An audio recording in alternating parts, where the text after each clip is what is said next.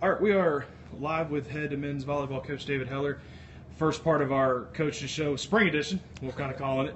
Kind of getting you guys here in the middle of the season. Coach, you guys had a great start to the season, knocking off Division I St. Francis.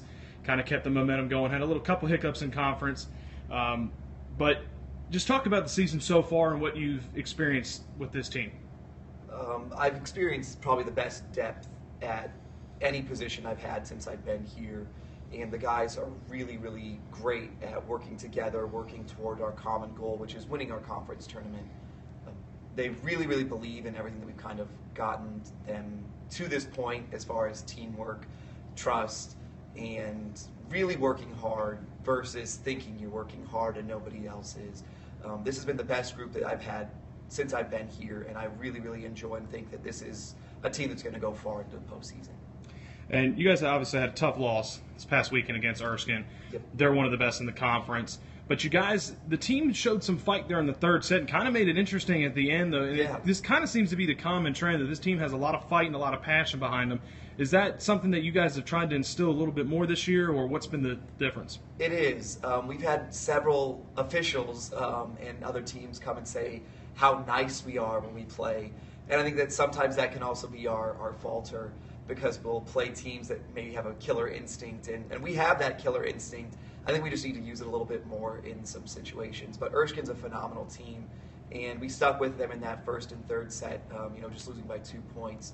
I think that it's to their advantage that they have a lot of seniors and juniors on their team, and we're still freshman, sophomore heavy at a couple of positions. But this past weekend, Ryan, our senior libero, he really stepped up. He had 16 digs by himself, so he accounted for over half of our digs against one of the best offensive teams in the country and in our conference. So that was really nice to see.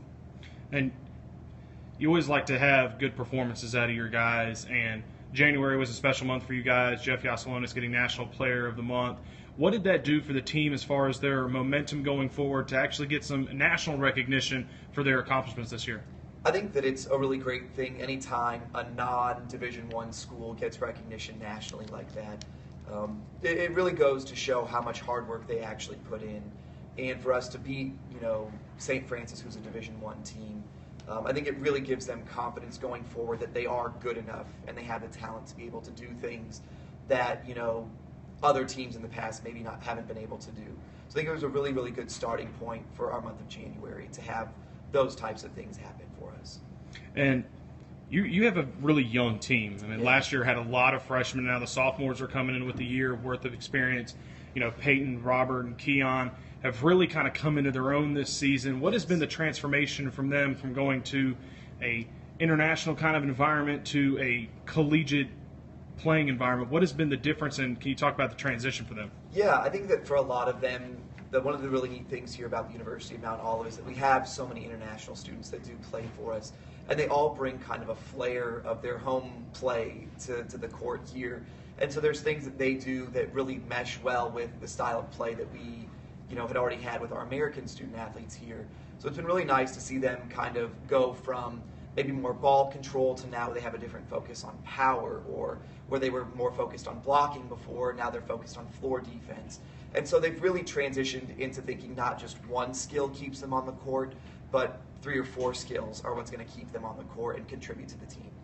You guys have a matchup tomorrow. What's the strategy going in to face Limestone for tomorrow? You guys already had a good matchup with them earlier here in Carnegie Arena. Is it the same kind of game plan, or are you looking to switch some things up? Same game plan. I think that one of the things that coaches sometimes do in the wrong is they try and over-prepare for something, and they forget that they've got to take care of things on their own side of the net. And so I think that this time we're going to keep it simple, stupid, is basically what we're going for, and hope that plays out well for us. All right, Coach, well, we appreciate you taking the time out and talking with us, and good luck tomorrow. Thank you. And we'll catch up with you next week. Thanks.